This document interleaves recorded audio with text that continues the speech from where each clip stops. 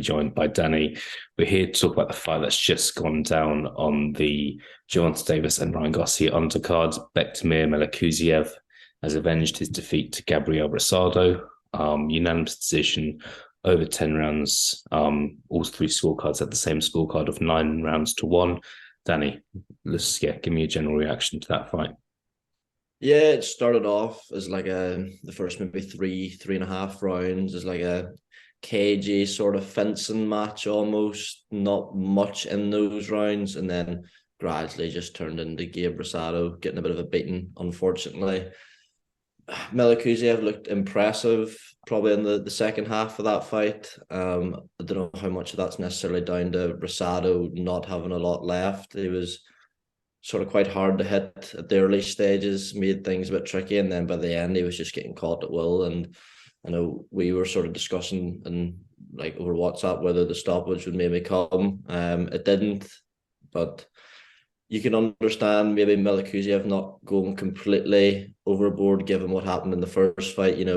There was like so many like sort of maybe 5 second periods in that fight where it looked like you were watching a replay of the knockout about to happen, where Rosado was just loading up, but unfortunately for him, he didn't land. But vengeance from Melikuziev, not unexpected. I think he was a wide favourite going in, but a good performance.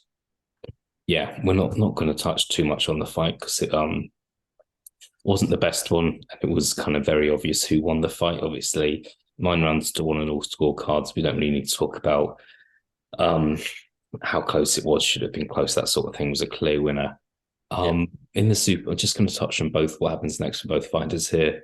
Melikuziev, still only 27. Obviously, that was a shock. Lost to Rosado a couple of years ago in the third round, and he's bounced back since then. This is his fifth fight since that loss, and he's kind of just got the one defeat on his record. I think my question to you, Danny, is if we know who holds all the super middleweight belts. Canelo Alvarez, we know he's likely to continue to after May 6th against his fight against Sean Ryder. Say in a year's time, Canelo was to throw all the belts up in the air for whatever reason, whether it's he's retiring or chasing a fight and can't hold on to all the belts, or just permanently wants to move back up, move up to light heavyweight. Do you think Melikuziev, who's ranked with the WBO, he's ranked with all the other governing bodies as well? I think it's the WBA, and both in the top 15. Is he one of those guys who could be one of the main contenders for a world title? Do you think so? Say in a year's time. I think he could be. I think a win over Gabe Rosado is maybe not enough to propel you into that. I was having a look, ahead of this video of sort of where he's ranked, and the best sort of sitting he's got is number 8 with the WBO, which is obviously the mandatory that was being called. So, he'll never get a shot at Canelo Alvarez. Let's be realistic about it here. So he's obviously waiting for that title to be vacant, but he would still need another win to get himself there. I think he's going to be waiting a while, to be honest, even to get the fights that'll get him there, because he's with Golden Boy. I think it's a co-promotional deal, and they're not exactly blessed with super middleweights. I know DAZN are with Matchroom, and they've got Berlanga and Pacheco, but they're big commercial draws. They're not going to put him in with him. So I think he's just going to have to wait, and it's going to be a gradual build up the rankings if it is to be the WBO before he gets that shot. One thing I would say is he's got time on his side. He's 27. He's got maybe 3, 4, maybe even 5 years in his prime. So there's no great rush, and there's no need to gamble necessarily. That'll have exercised a lot of demons for him tonight.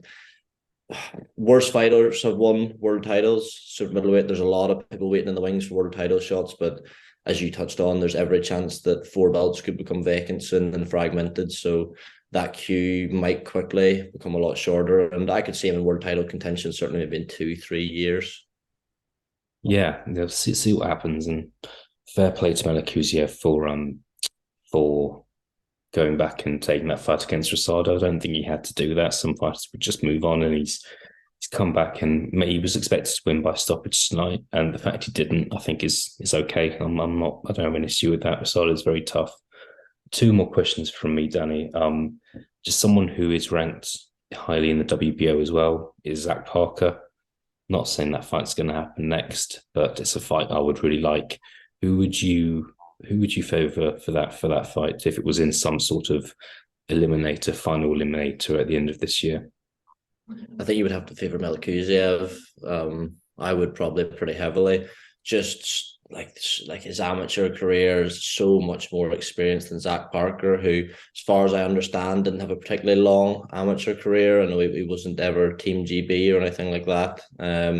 Even in the professional ranks, I know he's fought John Ryder, but and that fight ended maybe not that conclusively with a hand injury. But aside from that, well, Marcus Morrison, can't think of a great deal else. As you say, it's a fight that's very unlikely. I don't know how good a relationship with Frank Warren and Oscar De La Hoya have been interested in meeting. But I favour Melikuziev. I favour him against a lot of fighters, to be honest. But as I said before, whether he gets those fights, unlikely.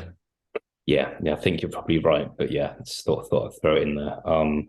Final question from me, Danny. I feel like we probably would need someone else on the call to answer this question. Should Gabriel Rosado retire? Yes, he should. I think. I think what was it, 16 losses before this. And you could look at it and say he's not been stopped. Was it since 2014 or something like that?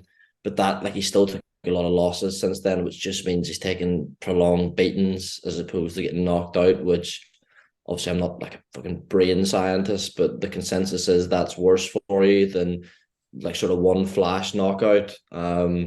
Like he's not gonna win a world title, but the sad thing is, promoters will still offer him big fights. He was obviously supposed to fight Gilberto Ramirez, which is a scary thought. Like I know Gilberto Ramirez is limited, but he'd probably be like a stone and a half heavier than him going into that, and I think that would probably have been an even more punishing fight than this one. So I'd like to see Gabe Rosado retire. I actually like him a lot. I like his story. He started boxing really late compared to a lot of people, and this came up really the hard way. And you would hope he's made a lot of money from boxing. Gets a lot of work as an analyst. Was obviously over for the Ryder Jacobs fight, and I really like his punditry. Obviously knows his boxing, so I'd like to hope he retires. But as we've seen with loads of fighters, a lot of them just find it so hard to call it a day.